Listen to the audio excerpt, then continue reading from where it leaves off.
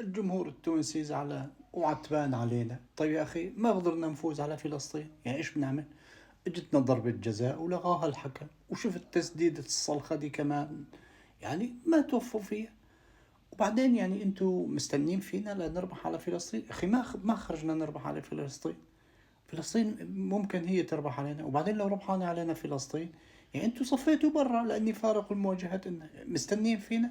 ما انتوا متعادلين بالاسبوع مع البرازيل، وجاينا منفوخين، وبعض جماهيركم طلعت صارت تستهزئ بالمنتخب السوري وبالمنتخب. انتوا كنتوا متقدمين على فلسطين 2-0، وبعدين عملوا عليكم ريمونتادا يا أخي. هدول شعب الجبارين يعني. انتم ما قدرتوا تخسروا، نحن نقدر نخسروا؟ ما خرجنا عليهم يا أخي.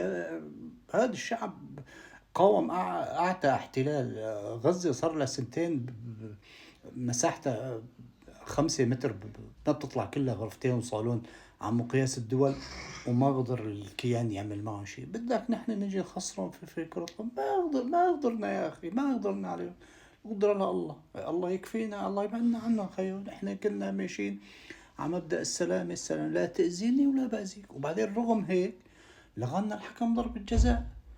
فليش مستنين فينا؟ طيب عادي، هاي القطريين طلعوا ما زعلوا وما حدا حكى شيء. كنتوا من أول البطولة قولوا لنا إنه نحن شوفكم معتمدين عليكم هاي يا السوريين مشان تكونوا سبب في تأهلنا للدور الثاني. ممكن نعيد حساباتنا، بس يا أخي ما أننا مجبورين نحن نخوض يعني غمار مغامرة غير محسوبة العواقب مع منتخب مثل منتخب فلسطين. حلو عننا. ها وشوف طلع هاي ضربة الجزاء. شوف راح أفرجيكم هلا ضربة الجزاء وتسديدة عمر الخريبين. طلع شوف. تامر محاصر، تامر الكرة استرجعت سوريا. لا لا، ما هو بإيدنا. لا